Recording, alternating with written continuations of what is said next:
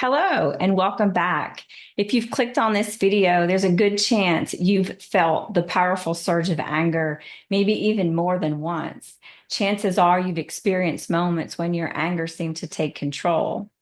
You can become so dysregulated that it can feel explosive, unstoppable, and often directed at the people closest to us. And this can lead us to using words we regret, strain relationships, or a lot of confusion and guilt after the fact. The truth is, if left unchecked, this unhealthy, dysregulated anger can end up damaging our closest relationships, but it doesn't have to be that way. In this video, I'll guide you through the steps to understand, manage, and ultimately heal your anger reflex. This process is all about creating more connection, both with yourself and with those that you care about the most. For those of you who are just joining me, welcome to the channel. I'm Carrie McKenna Reese, a trauma recovery coach, accredited certified complex trauma trainer, and a mentor working to make a difference around the world. Now, before we jump in, I want to acknowledge something. Anger itself is a natural protective emotion that tells us when something feels wrong or out of alignment. We are meant to feel it when our love is being violated. It's hardwired into us. But unhealthy, dysregulated anger is different. It's when anger takes the lead, becomes a knee-jerk reaction to situations that aren't actually threatening.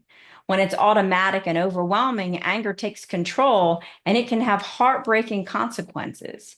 It's what's known as an amygdala hijack. It's an automatic fight or flight response to stress that's triggered by intense emotions like fear and anxiety. Your body takes action without any conscious input from you.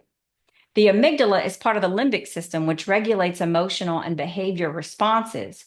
And when it's hijacked, this reflective reaction causes us to lash out, shut down, or respond harshly without fully understanding why. And when this happens repeatedly, especially with loved ones, it creates real barriers in our relationships, leading to strained connections, lost trust, and even isolation.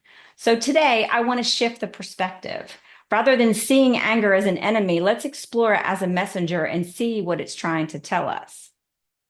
Understanding the root of your unhealthy, dysregulated anger, that knee-jerk reaction, that's the first step.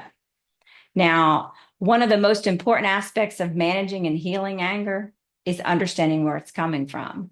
Anger isn't always about the present moment, the situation right in front of you. It often signals deeper wounds, unresolved pain, feelings of betrayal, fear, or past traumas that haven't been given this space to heal. It's deeper emotions unexpressed or unprocessed experiences. And sometimes these deep-rooted feelings, they sit beneath our awareness. So when we feel threatened, criticized, or hurt, anger rises up as a reflex. It's a reaction aiming to protect us. But that anger, that involuntary impulse, if unchecked, can really push others away, causing even more pain. And that's not what we want.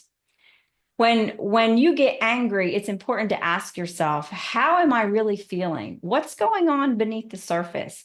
Are there feelings of rejection, unworthiness, or even old pain showing up right now? Anger can be a cover for deeper wounds, and understanding that can help you approach it with more compassion. And compassion is the key to healing. When it comes to unhealthy anger, we must become aware of our triggers. Triggers are situations or behaviors that dysregulate us and ignite this unhealthy anger. You might get triggered when someone criticizes you, disrespects you. That is a huge one for me.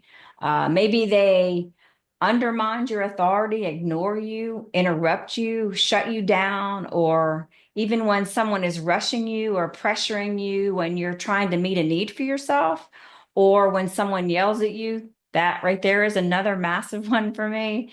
Everyone's triggers are unique and they stem from past experiences. Take some time to notice when your anger flares up and write down any patterns you may see.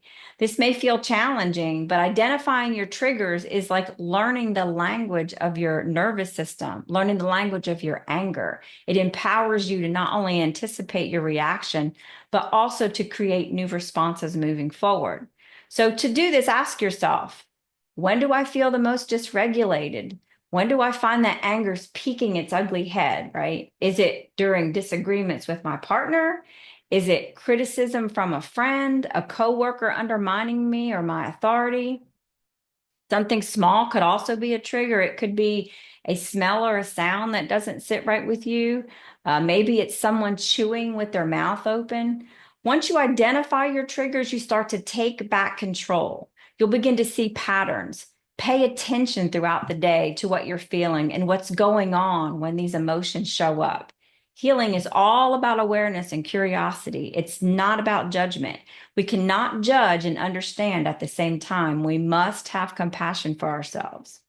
Now, let's talk about the power of pausing. We must develop the ability to pause. When you feel that familiar heat of anger, when you feel it rising, practice pausing. Take a breath and give yourself a few seconds before you respond. This might sound simple, maybe even cliche, but it's one of the most effective tools for breaking the anger reflex. Pausing allows you to check in with yourself. It gives you a chance to ask yourself some questions and reflect on what's really going on beneath that anger. What am I really feeling? Is this anger about the present, or is it pointing to something deeper within me? In those few seconds, you create space between the trigger and your response. That right there is a powerful place that bestows a lot of wisdom.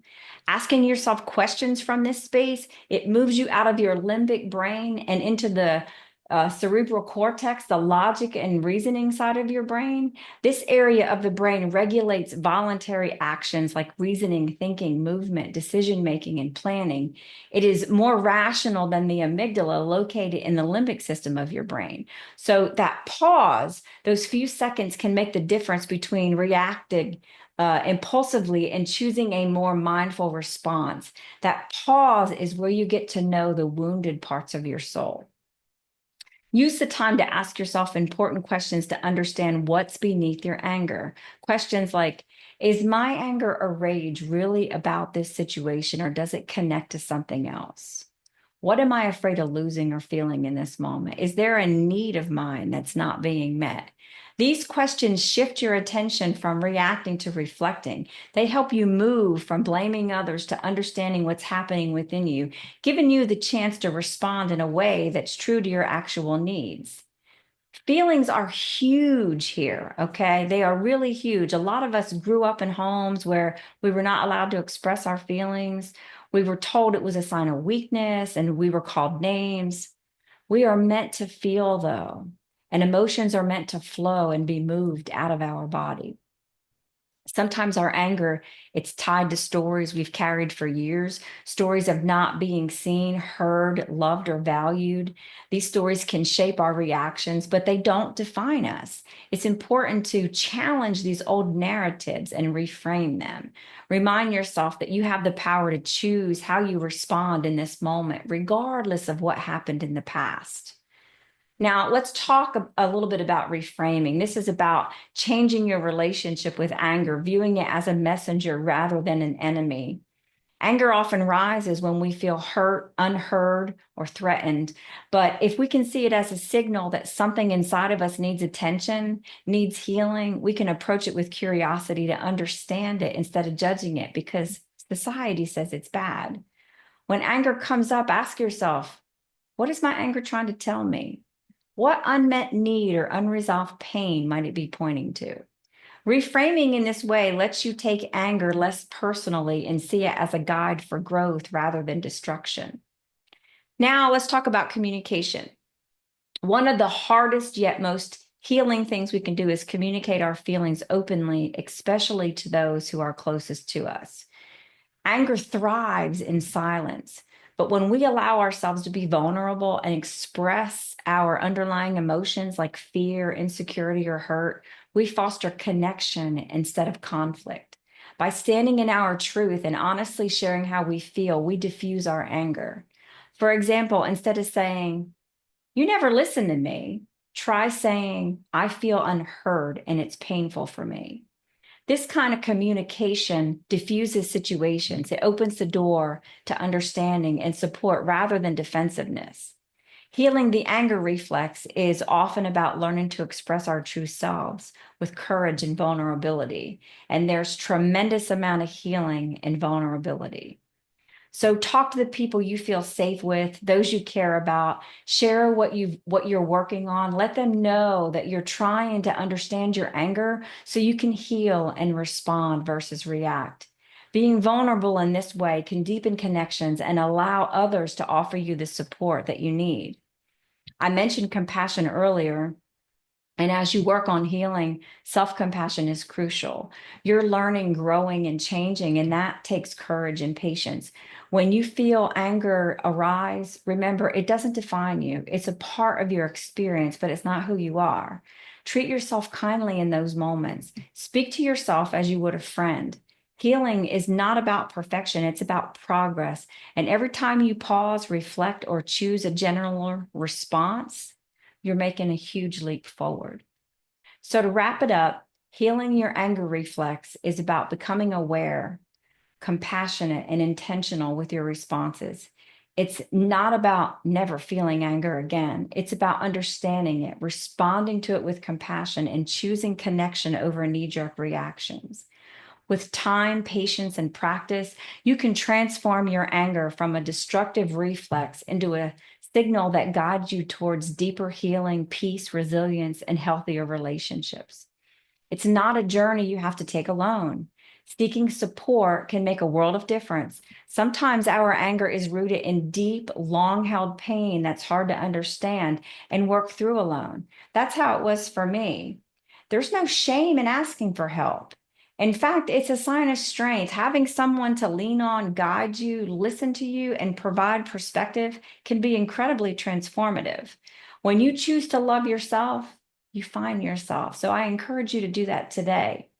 If this video resonated with you, please give it a thumbs up, subscribe, and share your thoughts and personal experiences with anger in the comments below.